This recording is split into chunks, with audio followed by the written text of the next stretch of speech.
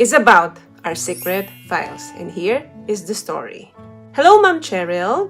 Pwede po ba akong makahingi ng advice nyo? May 3 po kaming anak ng wife ko. 20 years na po kaming nagsasama. Nag-cheat po siya sa akin at ngayon po ay humihingi siya ng tawad. At sobrang nagsisisi sa nagawa niyang kasalanan. Sa ngayon po, nagsasama ulit kami pero halos puro away na ang nangyayari. Dumadating kami sa punto ng hiwalayan na talaga dahil hindi ko lubos maisip na merong ibang nakatikim sa wife ko. Nawala na din ako ng tiwala sa kanya na baka hindi pa siya nakikipaghiwalay sa guy. Ayoko pong mabuwag ang pamilya namin. May anak kami, 7, 12, at 19 years old. Ano po ba ang maipapayo nyo sa akin? Hirap na po ang kalooban ko. Kahit po ganun ang nagawa ng wife ko, hindi ko po kayang makipaghiwalay. Lalo na kapag naaalala ko ang good memories namin in 20 years na pagsasama. At isa po, maliit pa po ang mga anak namin. Galing na po ako sa broken family at ayoko na pong maranasan pa ng mga anak ko yon. Pero paano po ang gagawin ko? Wala po akong peace of mind. Lagi na lang ako may hinala sa wife ko na baka ulitin niya uli kahit na sobra na siyang nagsisisi. Nawalan po talaga ako ng tiwala sa kanya. Paano ko po ba maibabalik ulit ang tiwala ko? At bumalik kami sa dating masayang buhay. Sana po mabigyan niyo po ako ng magandang advice, ma'am. Alam mo, wala naman talagang perpektong nilalang sa mundong ibabaw. Sa isang marriage, dapat laging there's always room for mistakes. Ang magpapahaba hanggang sa dulo ng relasyon nyo ay ang pagpapatawad at ang pangunawa. Humihingi ng kapatawaran ng asawa mo sa'yo at lubos siyang nagsisisi. Pero kinukontra ito ng isipan mo. Merong malakas na sigaw dyan sa isip mo na hindi, baka gawin niya uli ito. Baka ulitin niya uling ginawa niya sa akin. Baka hindi pa sila naghihiwalay ng lalaking ito. Yang malakas na sigaw na yan, yan ang tawag ng evil. Pero, mapapansin mo, may maliit na bulong na naririnig ka na, hindi. Kailangan kong tibayan ang loob ko. Malalagpaisan ko ito. Ayokong masira ang pamilya ko. Mahal ko ang mga anak ko. Mahal ko ang asawa ko. Hindi perpekto ang asawa ko. Nagsisisi ang asawa ko ng lubos-lubusan. Dapat pakinggan ko siya.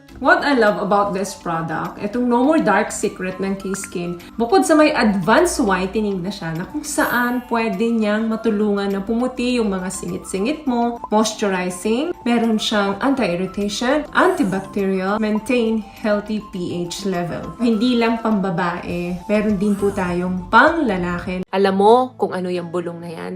Yan yung bulong ng Diyos. Bakit bumubulong ang Diyos? Kasi malapit siya sa'yo. Meaning to say, sa laban mong ito, kasama mo ang Panginoon. Nandyan siya sa tabi mo at bumubulong sa'yo. Huwag mong pakinggan yung sumisigaw na malakas na narinig mo dyan sa isip mo na hindi magbabago ang asawa mo, na uulitin niya ito at dapat huwag mo na siya bigyan ng chance. Pakinggan mo yung sinasabi ng puso mo at yung bulong na naririnig mo na dapat patawarin mo ang asawa mo dahil lubos naman na siyang nagsisisi. Yan yung bulong. Kaya nga mahina kasi nasa tabi mo lang ang Panginoon. Hindi ka perpekto. Lumaki tayong makasalanan. Marami tayong nagawang pagkakamali. Marami tayong nasaktang taong mahal natin at nagmamahal sa atin. Minsan hindi lang natin alam ito dahil hindi na nakakarating sa atin. Marami ka ring nagawang pagkakamali. Marami ka ring nagawang pagkukulang sa asawa mo. Tao tayo. Nagkakaroon talaga tayo ng kasalanan. Pero ang importante, nakakapagpatawad tayo. At ang mga taong nakagawa ng kasalanan sa atin ay nagsisisi ng lubusan. Bakit mo ipagkakait ang paghingi niya ng kapatawaran sa'yo? Ikaw ang makakatulong sa sarili mo. Gamitin mo yung pagmamahal mo sa pamilya mo. Gamitin mo yung pangarap mo sa pamilya mo na huwag masira ito. Hawak mo na yung pangarap mo. huwag mo nang pakawalan. Maaring ito na rin ang hudyat para itama mo yung mga pagkakamali at pagkukulang na nagawa mo sa asawa mo. Ang pagsasama ng mag-asawa ay hindi talaga perpekto yan. Maaring may mga nagawa kang bagay na naitulak mo siya sa mga paraang ganon. Mali yun, oo, pero lahat tayo ay may kahinaan. Bigyan mo ng isa pang pagkakataon ang asawa mo. At kung sakaling maulit ito, doon mo na siya bigyan ng desisyon na magpapalaya sa'yo. Pamamagitan nun, wala kang pagsisisihan sa pagsasama ninyo.